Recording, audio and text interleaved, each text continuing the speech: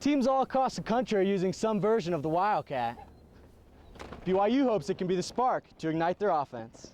When the Cougars put points on the board, fans put their fingers in their ears. Because this thing is loud. For what he lacks in height, his team says he makes up for with his contagious excitement on the field. And that's what makes cornerback Brian Logan such an important part of BYU's defense. With the Cougars ranked in the preseason top 25, fans are willing to camp out and brave the cold just to get good seats. The BYU football team draws interest from athletes all over the world, whether it's just north of the US and Canada or all the way in Ghana.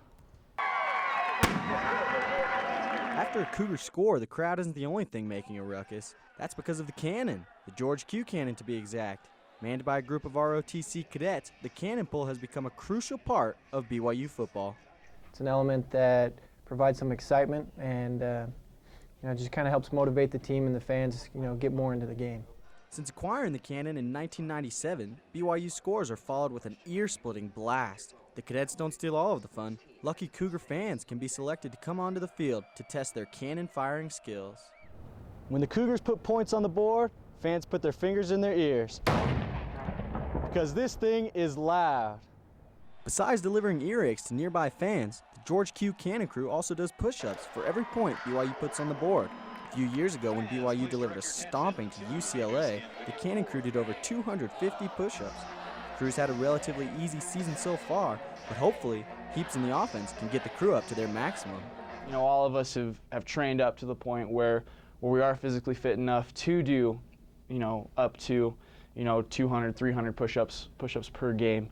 Part of playing at home is having unique traditions, and the Cougars definitely have that. When Cougar fans count out the number of push-ups, it's demoralizing to the opponent.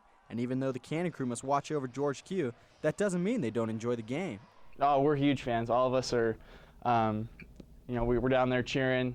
You can see us down there going crazy when they make scores. The George Q Cannon isn't just for show either. It has actually seen some military action in the Korean War. These days, it's only used to help fire up Cougar fans. In Provo, Ty Brandenburg, CougTube. The break is over and it's time to get back to business. After a bye week, the Cougars line up against the UNLV Rebels tomorrow at LaVell Edwards Stadium. The Rebels are a lowly 1-7 on the year, including a number of blowouts. But head coach Bronco Mendenhall doesn't want his team to take this game lightly. I think it'll be, again, nothing's coming easy to our team currently, and I wouldn't expect that to happen Saturday as well. We're preparing for a tough game. With 4 games left on the year against Mountain West Conference foes, a victory for the Cougars tomorrow is important, and history is on their side. Under Bronco Mendenhall's time as head coach, the Cougars have never lost to UNLV and have scored 42 points or more in 4 of the 5 games. With an extra week to practice and prepare, the Cougars say they're ready to play. And I think we had a chance to get healthier, plus work on some execution.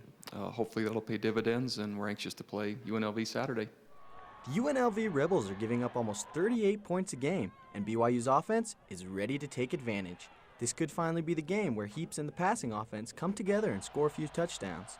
The Cougars will look to put together back-to-back wins for the first time this season. In Provo, Ty Brandenburg, CougTube. For the Horned Frogs. TCU's record of 6-0 has them ranked 4th in the country and undefeated in Mountain West Conference play. Their win-loss record only tells part of the story. They've blanked their opponents 72-0 in their last 2 games. Beating the Horned Frogs at home is never easy, and that has many BYU players drooling for the upset. When you get a chance to play a great team like TCU, who's top 5 nationally ranked, it's an opportunity to prove ourselves as a team. Coming off his first win as a collegiate starter, freshman quarterback Jake Heaps now faces a stifling TCU defense, the top-ranked defense in all of college football. The Frogs are coming off their best 2 games of the year. They held opposing offenses to less than 200 yards and posted consecutive shutouts for the first time since Eisenhower was president.